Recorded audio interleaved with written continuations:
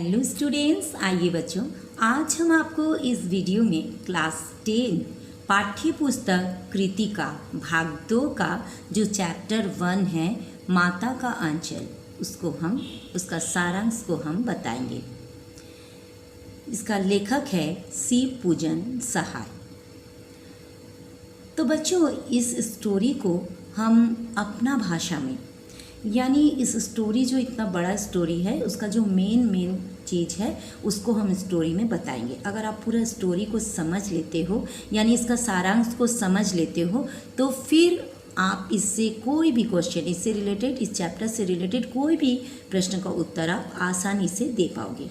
जो भी आपको पूछा जाएगा आप आसानी से दे पाओगे। इसलिए हम इसका सारांश को बताएंगे और इसको लिखित रूप में भी देंगे। अगर आप चाहो तो कॉपी में नोट कर सकते हो और आप इसको पढ़ सकते हो। बच्चों, इसमें मेनली होता क्या है कि लेखक अपने बचपन के बारे में बताते हैं। लेखक ये बताते हैं कि वो अधिकतर समय अपने पिता के साथ ही रहते थे। उनके साथ खाना पीना, उठना बैठना, सोना, खेलना, सब कुछ अपने पिता के साथ ही करते थे। लेकिन जब विपत्ति उनके पास आता है, ऐसा घटना है इसमें जो आपको स्टोरी में हम बताएंगे। जब विपत्ति उसके पास आता है तो वो क्या करते हैं, उस समय वो अपने पिता के पास ना जाकर बल्कि अपनी माँ की आंचल में शरण लेते हैं और उनकी माँ जो है वो उनको लाड प्यार करते हैं और उनके पास अपना आंचल में छुपा लेते हैं। इसलिए स्टोरी का नाम दिया गया माता का आंचल। तो चलिए इस स्टोरी का सारांश को हम आपको बताते हैं, ठीक है।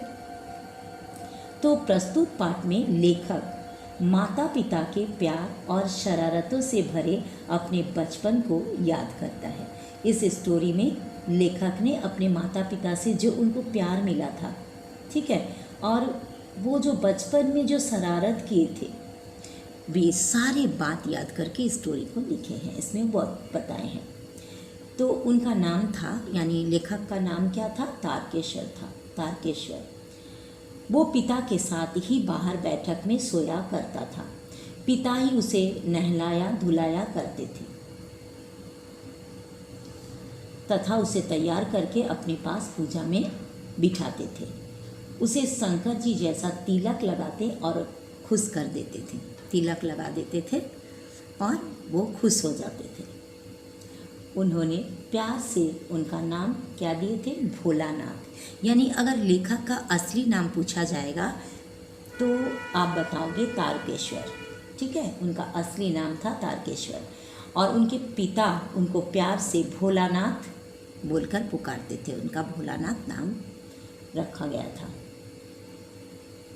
लेखक आईने में बड़े बड़े बालों के साथ अपना तिलक लगा चेहरा देखता तो पिताजी जो हैं वो मुस्कुराने लगते थे और वो शर्मा जाता था। लेखक तक शर्मा जाता था और पूजा के बाद पिताजी उसे कंधे पर बिठाकर गंगा में मछलियों को दाना खिलाने के लिए ले जाते थे। 500 बार कागज के छोटे छोटे टुकड़ों पर राम नाम लिखकर आटे की गोलियों में लिपटते थे और उन गोलियों को लेकर गंगा की ओर चल पड़ते थे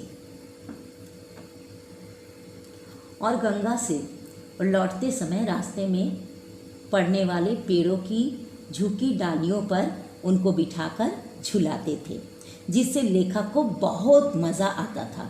कभी कभी वे बच्चे के साथ कुश्ती लड़कर उसका उत्साह बढ़ाते थे और जानबूझकर वो हार जाते थे और लेखक को बहुत मज़ा आता था। वे बच्चे को चूमते और उसे खट्टा मीठा चुम्मा मांगते थे। बच्चे द्वारा मूछें नोचने पर वो हंसने लगते थे, ठीक है। लेखक जब अपने पिताजी का मूछ को टानते थे तो वो बहुत उसको मज़ा आता था अपने पिताजी का मूछ को टानते हुए, और वो टानते थे और हंसने लग जाते थे। यहाँ पर देखिए बच्चों, यहाँ पर चित्र में दिया गया है कि जब गंगा से लौटते समय जो रास्ते में जो पेड़ पड़ता था उसकी जो झुकी झुकी डालियाँ जो होता है उसमें देखिए ये लेखक है। लेखक और ये लेखक के पिताजी है वो उनको बैठा देते थे डालियों पर और झूला झुलाते थे और लेखक को इसमें बहुत मज़ा आता था। वो चित्र यहाँ पर दिया हुआ है। घर आकर जब वे उसे अपने साथ खाना खिलाते तो दही भात उसको खिलाने लगते तो माँ को कौर छोटे लगते। यानी लेखक की माँ का कहना है कि आप, उनका पिताजी से कहते कि आप इतने छोटे छोटे कौर खिलाते हैं कि बच्चा को लगता है कि वो कितना खा लिया, लेकिन उसका ज़्यादा खाना नहीं होता। इस तरह से बच्चा को नहीं खिलाया जाता है। वे पक्षियों के नाम के निवाले कौर बनाकर जब उनके उड़ने का डर बताती तो वो उन्हें उड़ने से पहले ही खा लेता। तब माँ क्या करती, बड़ा बड़ा कौर बनाती है भात का, दही भात का, और पक्षी का नाम लेकर, जैसे अलग अलग पक्षी का नाम, तोता, मैना, कबूतर, हंस, मोर आदि का नाम लेकर के कौर बनाकर खिलाते थे कि जल्दी खाओ नहीं तो पक्षी उड़ जाएगा। और ये उड़ने के डर से क्या करते थे, जल्दी जल्दी लेखा खा लेते थे। फिर खाना खाकर बाहर जाते हुए माँ उसे झपट कर पकड़ लेती थी और रोते रहने के बाद भी बालों में तेल डालकर कंघी कर देती। चुल्लू भर तेल ले करके, कड़वा तेल ले करके और लेखक के सिर पर डाल देते। ठीक है। और जब लेखक की माँ तेल डालती है तो लेखक क्या करते हैं, बहुत रोने लगते। ठीक है। और वो क्या करती, उनका माँ उनका कंघी उसको कर देते, कंघी कर कर सुंदर सा चोटी बना देते और उस चोटी में फूलदार लड्डू लगा देते और उन्हें कुर्ता टोपी पहनाकर उनको सजा देते और बुरी नज़र से बचाने के लिए काजल की बिंदी लगाती और पिता के पास छोड़ देती थी। वहाँ खड़े अपने साथियों को देखकर बुरबुना भूल जाते। बहुत रोता है, तेल लगा देती है माँ, इसलिए लेखक बहुत रोते रहते हैं। लेकिन बाहर जब देखते हैं कि उनके साथी सब खेलने के लिए उसको बुला रहे हैं तो वो अपना रोना को भूल जाते थे। घर के सामने ही खेले जाने वाले जो मिठाई की दुकान की खेल में उन लेखक लोग खेलते थे, मिठाई वाला खेलते थे। तो उनके पिताजी क्या करते थे, 2-4 गोरखपुरी पैसे देकर उसमें शामिल हो जाते थे। फिर बच्चे क्या करते थे, घरौंदे के खेल खेलते थे। घरौंदे के खेल में खाने वालों की पंक्ति में आखिरी में चुपके से बैठे जाने पर जब लोगों को खाना से पहले ही उठा दिया जाता तो वो पूछते थे कि भोजन फिर कब मिलेगा। उनके पिताजी बच्चे के खेल में उन लोगों के साथ मिल जाते और खाना खाने बैठ जाते और पूछते फिर कब खाना मिलेगा, भोजन कब मिलेगा। फिर बारात के खेल में जब दुल्हन की विदाई होती तो चूहेदानी को पालकी में पिता दुल्हन के मुंह को कपड़ा हटाकर देखते और सब बच्चे हंसने लगते। ठीक है। यानी लेखक लोग क्या क्या खेल खेलते थे ये सब यहाँ पर बताया जा रहा है कि मिठाई की दुकान का खेल खेलते। फिर उसके बाद चूहेदानी को वो लोग क्या करते, पालकी बना लेते, उसमें दूल्हा दुल्हन बैठता है तो फिर दुल्हन के मुंह का कपड़ा को हटाकर उनके पिताजी देखते हैं तो सारे बच्चे बहुत हंसने लगते। फिर खेती के खेल में फसल आने पर पूछते कि खेती कैसे रही। फिर खेती खेलते तो लेखक के जो पिताजी है वो बच्चों से पूछते हैं कि कैसे फसल हुआ है, आपका फसल इस बार कैसे हुआ है, खेती कैसे हो रही है आदि पूछते रहते।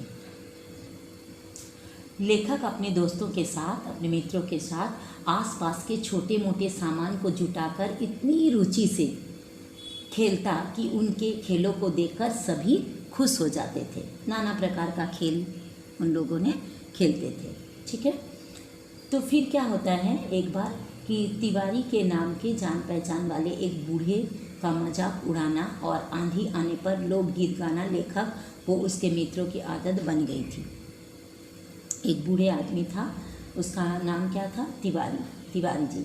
उनका वे मजाक उड़ाए थे और आंधी आने पर लोकगीत गाते थे मित्रों के साथ। एक बार क्या होता है, उन्होंने तिवारी जी का मजाक उड़ाने लगा। उनका जो एक दोस्त था उसका नाम क्या था, बैजू। ठीक है, बैजू था। उन बैजू और लेखक मिल करके, और भी कुछ दोस्त थे, सब मिल करके वो बूढ़े आदमी को चिढ़ाने लगे। क्या बोलकर चिढ़ाने लगे, बुढ़वा बेईमान मांगे करेला का चोखा, ऐसे बोल करके उनको बहुत चिढ़ाने लगते हैं। ठीक है, बहुत मजाक उड़ाने लगते हैं। तो फिर तिवारी जी क्या करते हैं, विद्यालय में आके अध्यापक को कह देते हैं।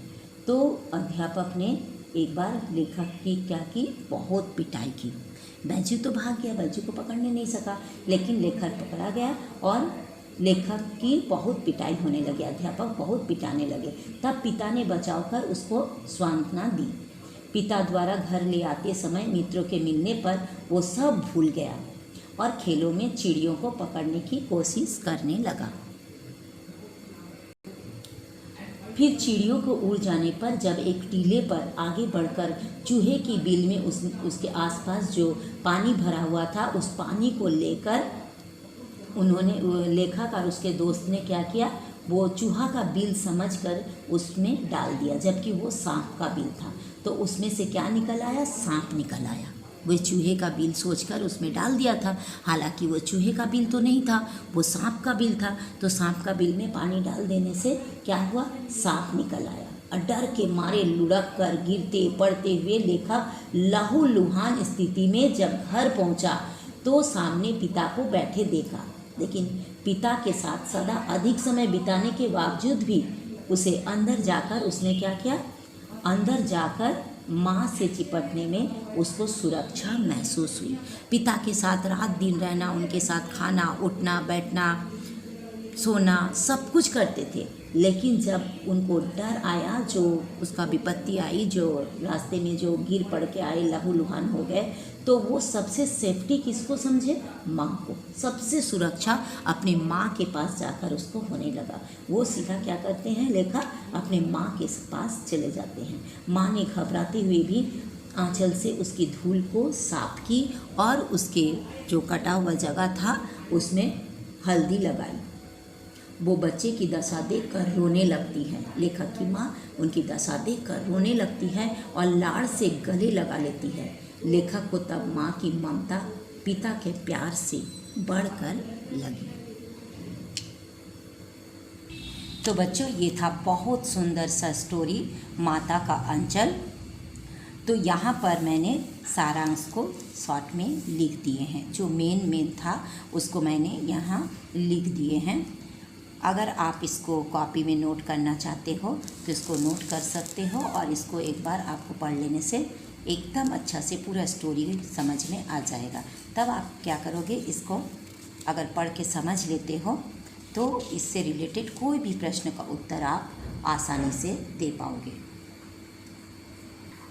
तो यहाँ पर देखिए, पूरा सारांश को इस तरह से लिख दिए यहाँ पर, ताकि आप सभी बच्चों को सुविधा हो। ये माता का आंचल का पूरा सारांश हम लिखित रूप में दे दिए हैं।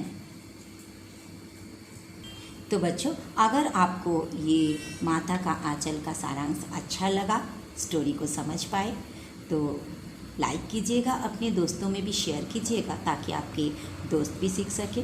और बच्चों, अगर आप पहली बार मेरा चैनल को देख रहे हो तो प्लीज़ प्लीज़ प्लीज़ सब्सक्राइब कर दीजिएगा। तो फिर मिलेंगे नेक्स्ट वीडियो में। Thank you so much, bye bye.